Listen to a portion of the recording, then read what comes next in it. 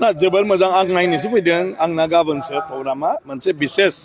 उसुबिदानि थाखाय आं गाबोन फैनो हाया थेवब्लाबो आंखौ हांख्राय हरदोंमोन हिसाबै आं दिनै मोनसे सम गोरोबनायखाय ओरैनो नायनानै थांनो बयखौबो लोगो हमलांनो होननानै फैदों जिहेथु थुनलाइ आफाद जथुम्मायाव बयबो फैयो बे जोंनि हारिनि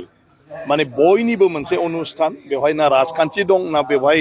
गुबुन गुबुन सानस्रि दं बर' थुनलाइ आफादा जों बयनिबो बियो जोंनि गागि मोनसे आफाद आरो बोसोराव खेबसे जायो आरो देग्लाय बिजनिया खोब मोजाङै खुंदों आं सानो बियो जोंनि मोनसे माइल खुन्था बायदि जे बे बिजनियाव थांनाय समनि बाथ्राफोरखौ सावरायनानै फैबाय थानाय समाव जोङो जोंनि राव हारिमु थुनलाइखौ माब्रैहाय फेहेरनो माब्रैहाय जों फोसावनो बिनि निस्सय हाबाफारि लानायनि थाखाय माखासे थांखिफोर नाजावगोन आरो बिनि गेजेरजों बर' राव बे थुनलाइ बियो दिनै माने मुलुगनि गुबुन गुबुन रावफोरबायदि बियो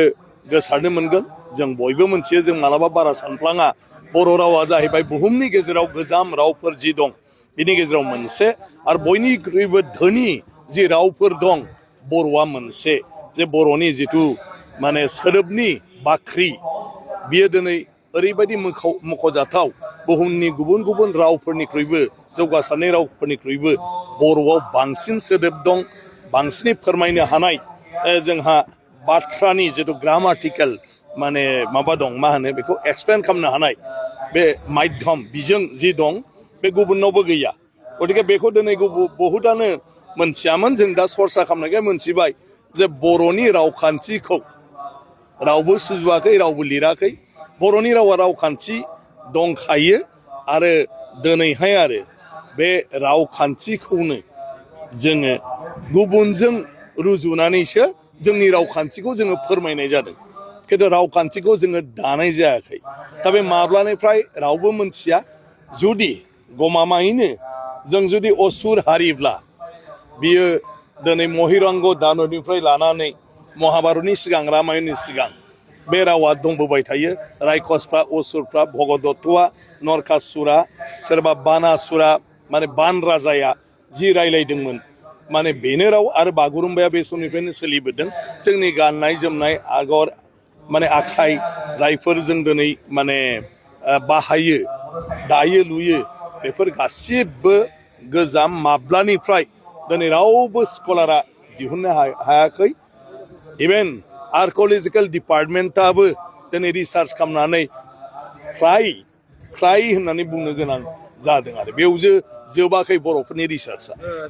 बर' राव हारिमुवा जेसेबांनो जौगादों एसेबांनो बर' गुदि फरायसालिफोराव फरायसाया खमायलांनायखौ नुनो मोनदों ना खमायनाया उपाय गैया जन्मआनो खम जाहैबाय जोंनाव साफा माने मा होनो न'खरनाव साफाल' गथ' खायफाना सानैल' गथ' दा बेबायदि बेलायाव गामि गंसेल' खै न'खर आरो बे न'खराव न'खरसेयाव सोरबाया दाख्लै हाबा जादोंबा नों दा मिजिं थिनानै लाब गैया बेयो जोनोम जानानै मा होनो देरनानै 30 बोसोरनि उनावसो बियो हयथ' स्कुलाव फैगोन जुदि हाबाखौ थाब लायोबा आरो हाबा थाब लायाबाथ' 30 बोसोरनि उनावसो फैगोन दा बेबायदि बेलायाव जोंनि माने फरायसानि अनजिमाया खमायलांगासिनो दं गोदो जों जेब्ला फरायोमोन आं गावखौनो उदाहरन होबाय थायो जों बिदा फंबाय बिब' बिनानाव जों सागुमोन आरोमोन न'खराव ओमफ्राय आंजों लोगोसे आंनि खर'सा बिदा आंजों लोगोसे आदानि फिसाला आब'नि फिसाला जों एखेलगे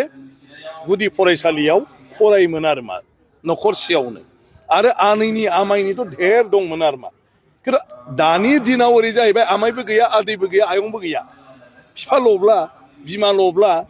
बेहा सोर बिमाय थानांगौ सोर बिमायं थानांगौ सोर आदै थानांगौ आरो बिदि गैलाब्ला बिदि फोलेरानो गैयाबा नोंहा रावबो जोंनि गथ' गथायनि अनजिमाया डेफिनेटलि खमायगोन ओंखायनो बिजोंनि मुङै मानिबा मुङै जों रायलायबाय थादोंब्लाबो गुबै बाथ्राया जाहैबाय जोंनि सुबुं सानखोआ दा जोंनि जोनोम हारा खमायनाय लेखासो खमायगासिनो दं ओंखायनो जोङो समजों गोरोबनानै सोलिलांनांगोन बेफोरखौनो लाबाय थायाजासे जुदि जोंनि गुदि फरायसालिया बिराद फरायसा थाबाय थानांगौब्ला जों गथ' खांनायखौ बारायनांगोन दा आंनि जायगायाव दाख्लै मोनसे एवार्ड होदों माने मोनसे एलेखायाव जे 3 गथ'निफ्राय लानानै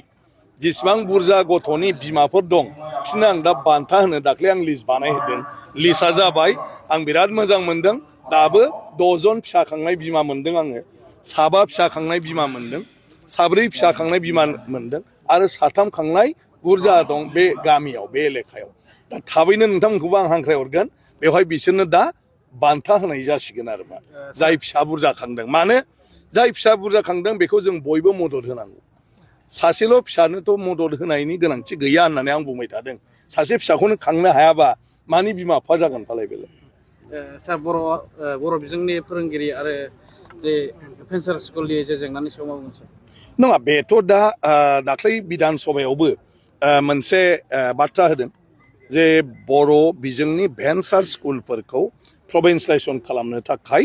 बड'लेण्डआ गाव मोनसे आयेन लागोन आरो बड'लेण्डनि बाहेरायाव थानायनि थाखाय मोनसे आलादा आयेन बानायगोन बर' बिजोंनि माने माबाखौ लानायनि थाखाय माने आयेन बा थांखि लागोन आरो मा बेखौ अलरेडि थांखि लाबाय बिधान सभायाव आरो आं सानो दा जायफ्रा बिफानारि हिसाबै खामानि मावदों बिसोर जुदि थाब जिरायलायोब्ला थाबैनो बे जेंनाया जोबगोन आरो बर' थुनलाइ आफाद दुलाराय बर' फरायसा आफादाबो थानांबाय बड'लेण्ड सरकाराबो थानांगोन बिनि मैखोम माने रल दं